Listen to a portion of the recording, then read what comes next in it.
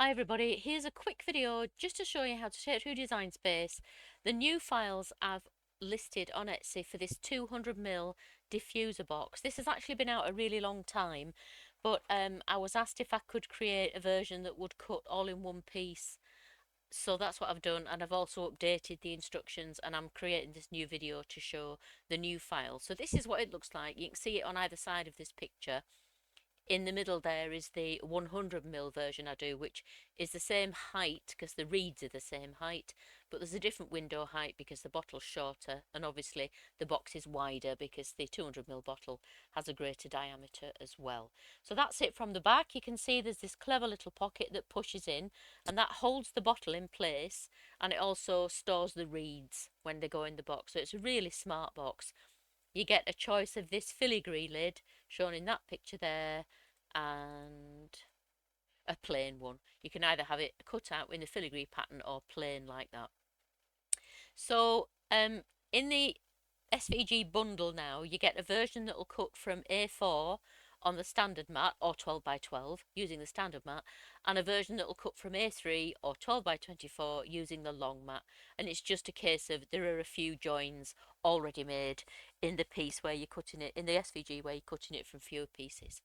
So I'll bring in the two-piece one now, which you might already be familiar with if you've got this one. It doesn't matter whether I bring in the filigree one or the other one, they're both made in the same way.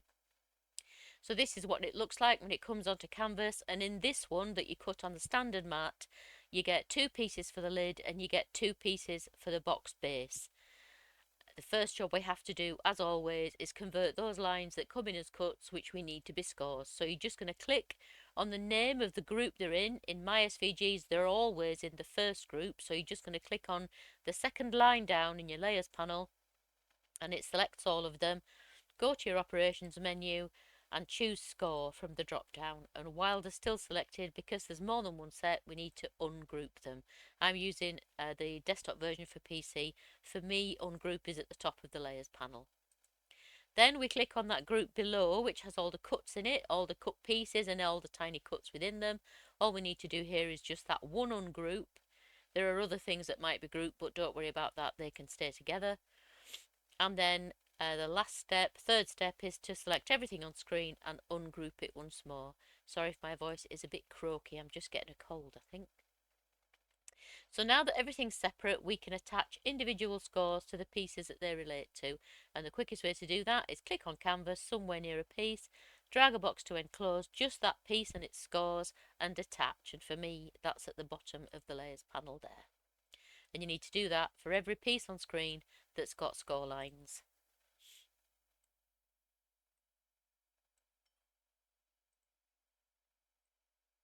But you do get, as always, a PDF of assembly instructions for this, so you don't need to look at this and think, well, what on earth's that?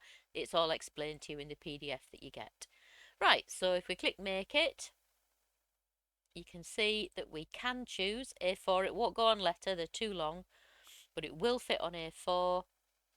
And we can choose A4 for that as well. So you'd need two A4s for the lid, two A4s for the box body, and then a little piece for the base. So what I would do if I was making this from A4, I would move that onto one of the lid pages, doesn't matter which one, and I would actually cut my box base in the same colour as my lid, because you won't see it. If you make it nice and neatly, you won't see the base of your box, and it saves using a whole sheet of paper just for that box base, doesn't it? You might be making half a dozen of these, in which case, yeah, cut it on the same paper, maybe stepped up 6 times. Okay, so that's what it looks like on A4. We'll show you now on 12 by 12. And here you can get the base on at the side of one of the, you can get the box base at the side of one of the main body pieces. So you need two sheets of 12 by 12 for the base, and it's put these on separate ones, but it's because Design Space considers that as part of this piece, you know, the actual boundaries of the piece. But we know that we can slot this little piece in there. So again, we're just going to click Move, take it onto the mat and just put it there where it fits really nicely. So one piece of 12 by 12 for the lid and two for the base. So that is the standard mat SVG on A4 or 12 by 12. So that gives you an idea of how much paper you need. Right, so we'll get rid of those and I'll bring in one of the long files. So it's this one here. Again, you get a filigree lid version. What did I do there? Click cancel, didn't I? A filigree lid version and a plain lid version, but they're both made in exactly the same way. It doesn't matter which one I bring in. So again, we have to go through the scores. We're going to click on that second line down to select the group of scores.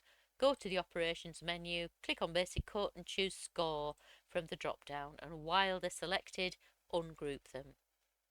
Then click on the cuts below and ungroup that. Then click on the whole thing. You can do that a few different ways actually. You can just drag a box around everything, or you can use the select all button, however you like to do it. Once it's all selected, click ungroup again. And now we just need to attach individual scores to pieces in exactly the same way. Click on canvas, drag a box for just the piece and the scores you want, and click attach. So now if we click make it, you can see that you could probably get that lid. Yeah, you can get the lid out of tabloid as well if you're in the US and you can't get A3. But in the UK or Europe, you need A3 for the lid. And we can choose A3 here as well. But it's done that little thing again where you need an extra little piece for the lid. So again, I would move that and I would cut it from the same card that I'm going to make my lid from, just to save a piece of paper. Again, if you're making lots, just step it up and cut more at a time.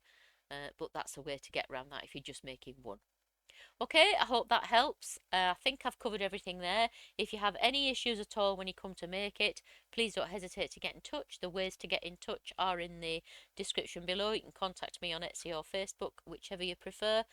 And if you've just stumbled across this video and you'd like to buy the SVG, the link to do that is also in the description. Thanks a lot. Bye.